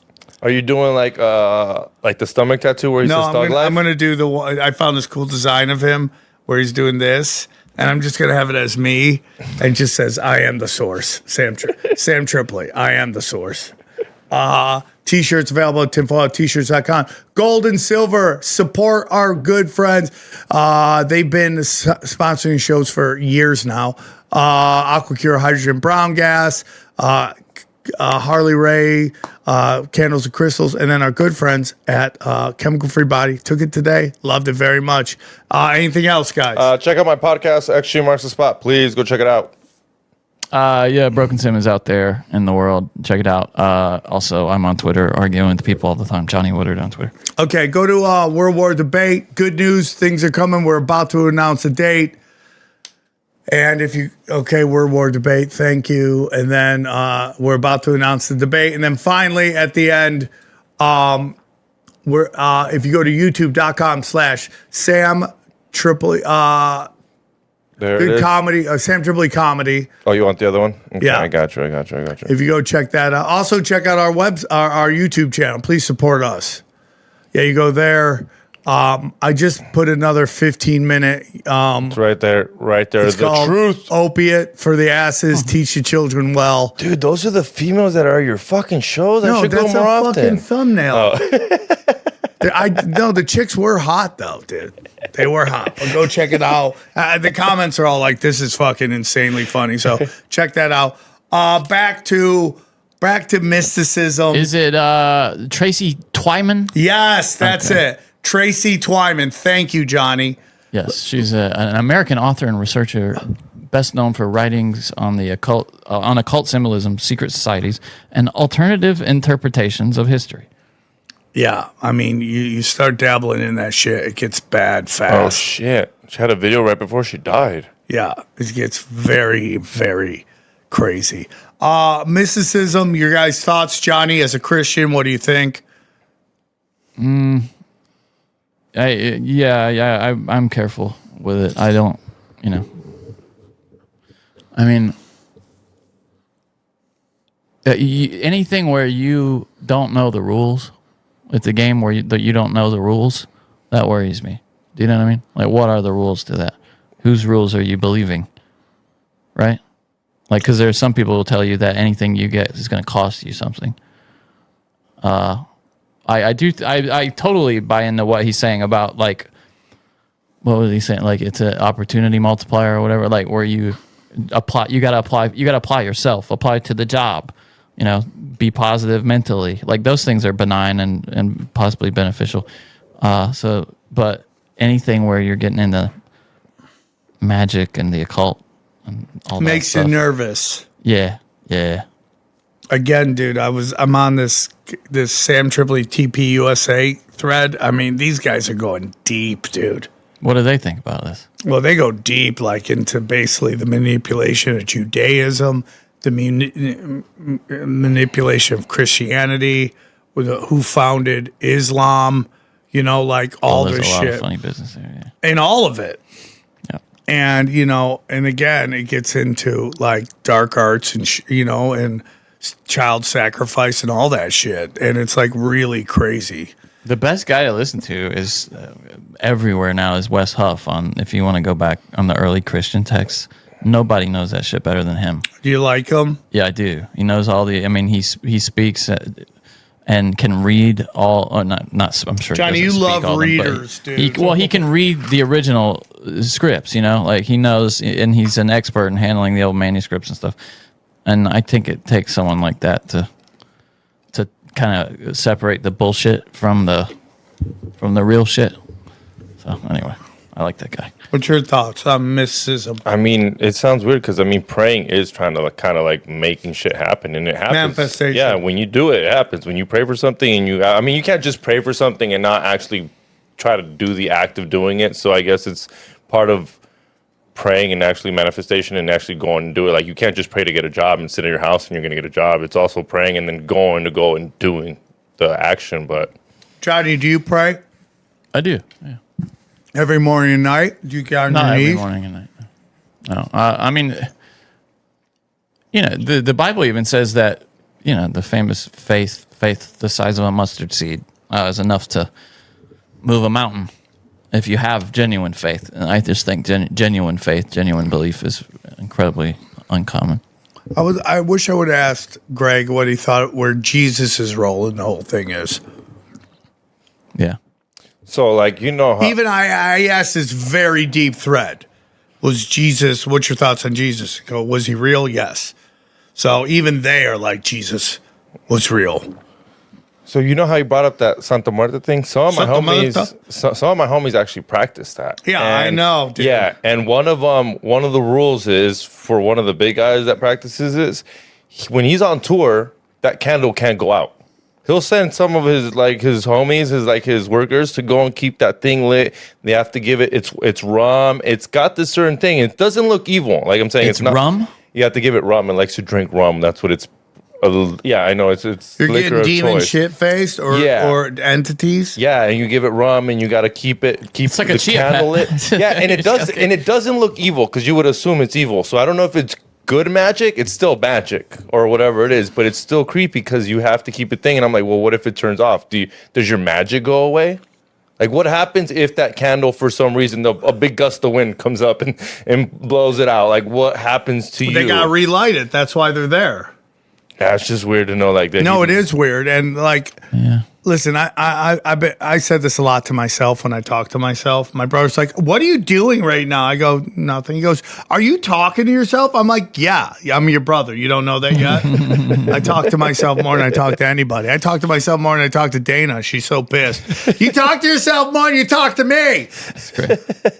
Yeah. But I was thinking about this thing about how it's that energy, Johnny, that we always talk about, right? It's like Elvis energy, you call it Hitler energy. Yeah. And either you got it or you don't. You got it or you don't. And if you don't got it, there's nothing you can do to get it except for one thing, and that's sell your soul. Literally. And there's a comic out there, I'm not going to say the name, but went to supernova out of nowhere. And it's like, that's kind of crazy. It's probably not who you think it is either, Johnny. No, I'm not trying to. I'm just thinking of, because, there are guys, you've seen their early clips, in open mics and stuff, and you would think they were going nowhere. But it's that became just monster killers. Yeah, but, like Thiel Vaughn, Sebastian Maniscalco, both, when you watch them at first, you're like, there's nothing there. And then they just exploded. I'm not saying it's not them. But you would say now that they certainly have that it thing, right? Well, I think they always had it. It's just it took time to, manifest. I you guess. know, it's like, why is Sebastian Maniscalco as big as he is? Well, he's a great comic. He's a great writer, right? But there's a lot of great comics and there's a lot of great writers who nobody's ever heard of and will never hear of because they just don't have the energy. But Sebastian looks like John Gotti. Yeah. Yeah. Like he's the most plug and play motherfucker you'll ever see. And I'm not saying that in a bad way. God bless him, dude. You know, the notion that if I did everything that Sebastian did, I would be where Sebastian is, not true at all. Sebastian has that energy. He fills that niche. He's great. He's an awesome comic. And he fills the niche for an Italian celebrity that America hasn't had for a very long time. Yeah. America has always had an Italian celebrity, whether it's Frank Sinatra, Joe DiMaggio, Sylvester Tons of Stallone, them, yeah. and they didn't have that for a while. And now they got Sebastian. You know, He does it great. yeah, he's killing it. God bless him. Good for him. He won in life. I love him. So, anyways, Yeah. but this guy can't, like, his energy is completely different. Like, I knew Sebastian at the beginning, same guy.